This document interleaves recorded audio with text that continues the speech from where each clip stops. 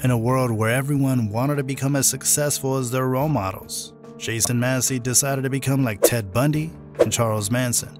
Who is Jason Massey and what makes him one of the most evil humans to have lived on our planet? Join us as we reveal the secrets behind John Massey and his horrible past. It's an eerie night on the day of July 27, 1993. A 14-year-old boy named Brian King rests on a hammock on his family's property in Ellis County. A tan-colored Subaru pulls up and honks its horn. Brian wakes up out of his slumber and walks towards the car and talks to the driver for some time, and then gets in. Brian's father sees his son, but thinks nothing of it.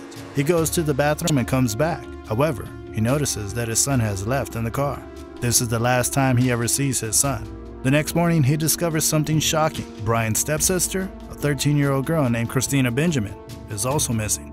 On July 29, 1993, 2 days after the siblings went missing, a road worker in Tellico, Texas, finds something mysterious hidden in the bush. His curiosity takes him into the bush, and he is left shocked after what he sees: a naked, headless body of a teenage girl lying in the bush. The girl had 2 gunshot wounds, one in the back of her head and one on the back of her torso, and her hands and nipples along with her head had been cut off.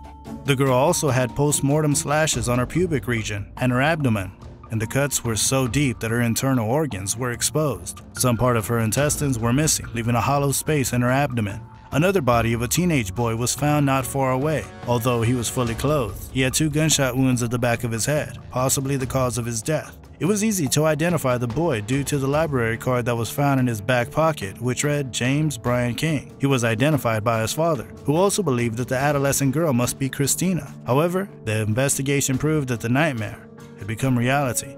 However, blonde hairs, as well as carpet fibers, were found on Brian's pants and shoes respectively.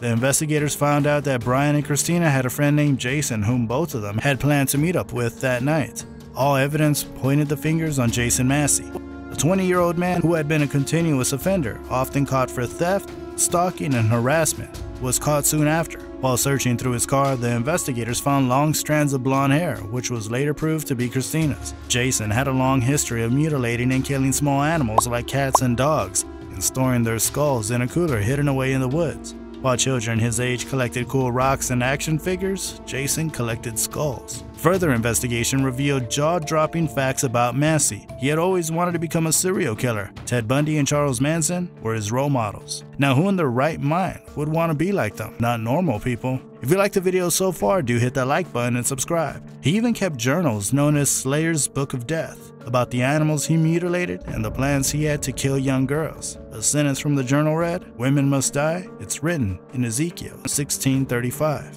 Jason went to trial in the month of September in 1994, which lasted about a month. Several witnesses admitted during the trials that Jason loved the feeling of girls getting killed and tortured. He was found guilty of the double murders and put on death row by the administration of lethal injections. For nearly 8 years, Jason had gone through numerous appeals and even wrote to the victim's parents where he said, "I want you to know that Christina did not suffer as much as you think she did. I want you guys to know where the rest of her remains are. I put her remains in the Trinity River." Even after numerous sessions of investigation, Christina's head and hands were never discovered. In the final statement, he seeks forgiveness for his acts. He said, "I can't imagine what I've taken from you. I want you to know I did do it. I'm sorry for what I've done." But what he said just before his death will shock you to the core. Massey turned to his family, who were watching him being administered lethal poison from a nearby window. He said to them, "All of this pain has brought us together, and all of this suffering that we've been through has brought us closer to the Lord.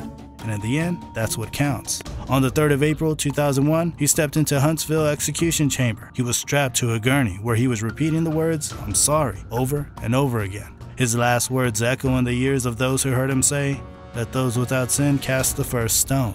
Did Jason Massey really change in the last years of his life? Or was it all a facade to escape his sentence? Let us know your thoughts in the comments below, and if you liked our video, don't forget to subscribe to our channel for amazing content.